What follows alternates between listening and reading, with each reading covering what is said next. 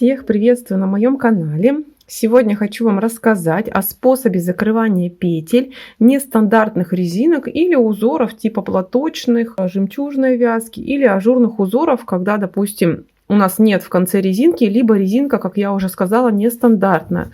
Например, вот эта резинка у меня вяжется как 2 лицевые на 3 изнаночных, то есть стандартное закрывание при помощи иглы здесь не применить. И я вам хочу предложить вот такой способ закрывания петель. Он имитирует наборный край, подходит для кругового и для поворотного закрывания петель. Посмотрите, здесь у меня связан узор по кругу. Вот у меня хвостик рабочей нити, я уже его спрятала. Осталось подрезать, и видите, не видно никакого сбития узора, нету никакой ступеньки, все смотрится красиво и аккуратно. И при этом край не теряет эластичность, то есть он такой же, как наборный край при классическом способе набирания петель. То есть если у вас какая-то нестандартная резинка, например, там 3 на 3, не знаю, вот как у меня 2 на 3. Еще множество таких резинок есть, которые не укладываются вот в это 2 на 2 или 1 на 1. И такой способ закрывания петель будет аккуратный, а главное эластичный. В принципе, таким способом можно закрывать и резинку 1 на 1, и резинку 2 на 2.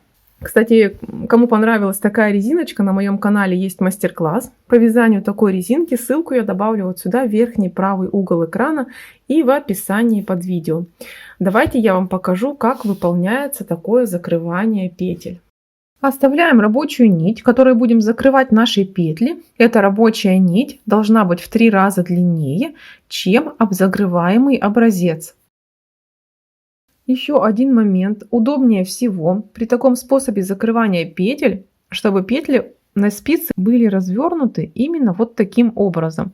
Посмотрите, вот она петля, одна дужка петли, и вот вторая дужка петли, задняя, находится по левую сторону от этой дужки, вот здесь.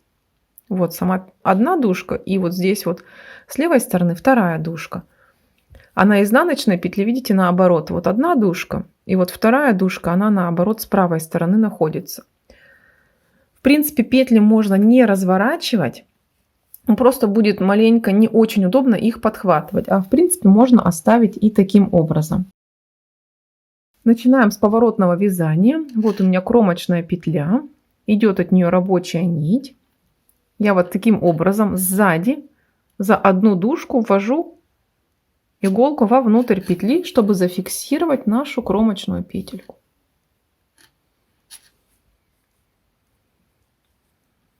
Дальше.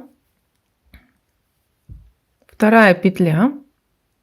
Подхватить мне нужно дальнюю дужку, то есть я вот так ввожу иголку вовнутрь петли и вывожу в кромочную.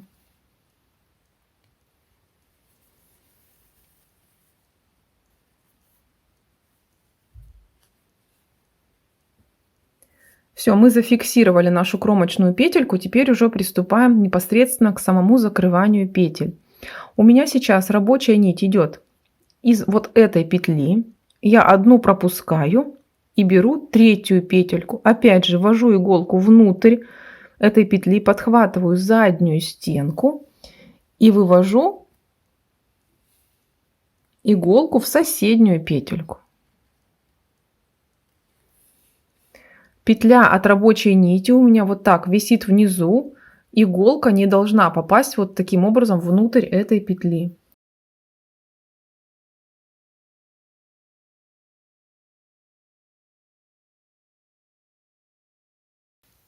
И снимаем первую петлю со спицы, она закрыта. Дальше опять у нас рабочая нить выходит вот из этой петли. Одну пропускаю, в третью ввожу вовнутрь, подхватываю заднюю стенку петельки и вывожу в соседнюю. Опять же, петля от рабочей нити висит внизу, иголку направляю как бы вверх. И снимаю одну петельку.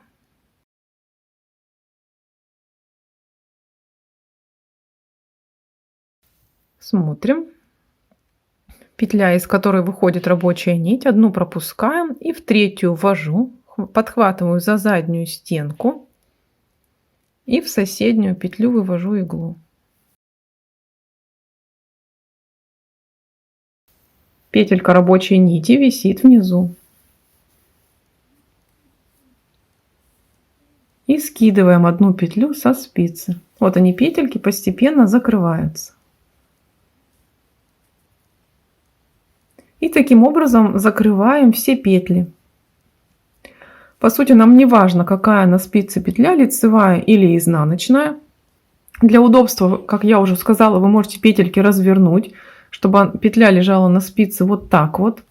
То есть я уже показывала, что изнаночная лежит чуть по-другому, просто будет неловко подхватывать заднюю дужку. Рабочая нить идет из этой петли, одну пропускаем, в следующую ввожу, подхватывая заднюю стенку. И вывожу в соседнюю петлю. Закрываем таким образом все петельки до конца. Я закрыла уже почти все петельки. Край имитирует наборный, очень похож.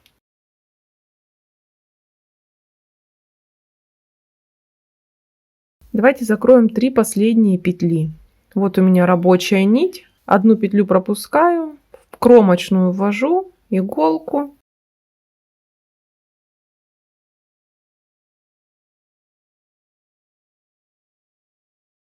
Спускаю петельку. И затем иголку ввожу сзади в кромочную петлю.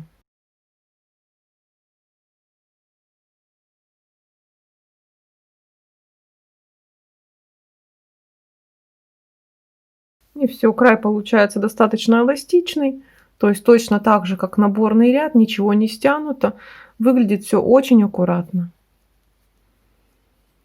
Давайте теперь покажу, как выполняется такое закрытие петель при вязании по кругу. При круговом вязании начинаем закрывание петель следующим образом. Вот у меня последняя провязанная петля, она на правой спице. Я иголку ввожу в последнюю петлю ряда, то есть рабочая нить возле первой петли, я ввожу иголку в последнюю петлю ряда. И дальше начинаю закрывать так же, как мы уже закрывали. То есть вот из этой петли у меня идет рабочая нить. Одну петлю я пропускаю. И в следующую ввожу иголку точно так же в центр петли. Подхватить мне нужно заднюю стенку. Выводим все в соседнюю петлю.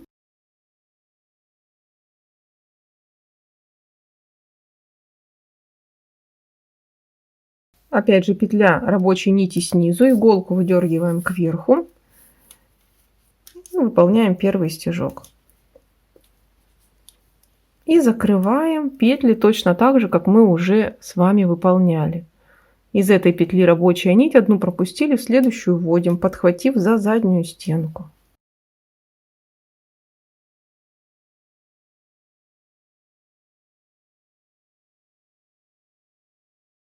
И таким образом закрываем все петли. Я закрыла почти все петельки. Получается также красивый, главное эластичный закрытый край, который имитирует наборный, особенно при классическом наборе петель. Осталось у меня 3 последние петли.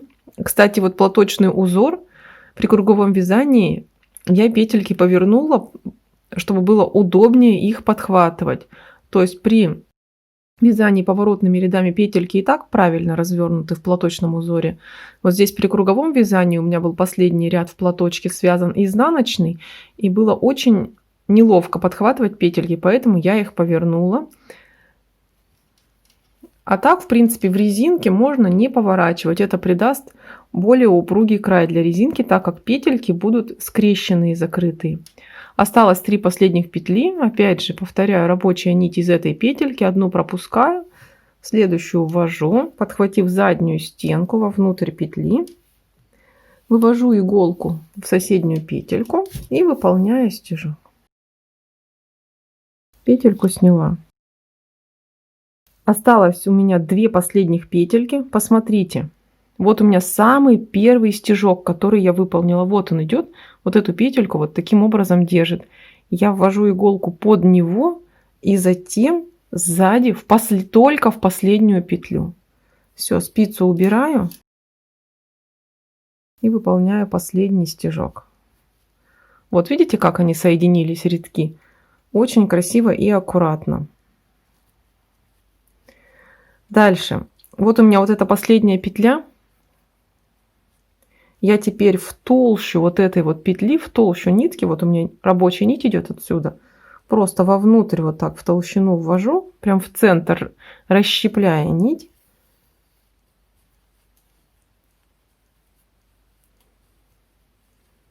И видите, у меня вот здесь вот есть вот такие как бы петельки. И точно так же имитирую петельку вот эту, ввожу с изнаночной стороны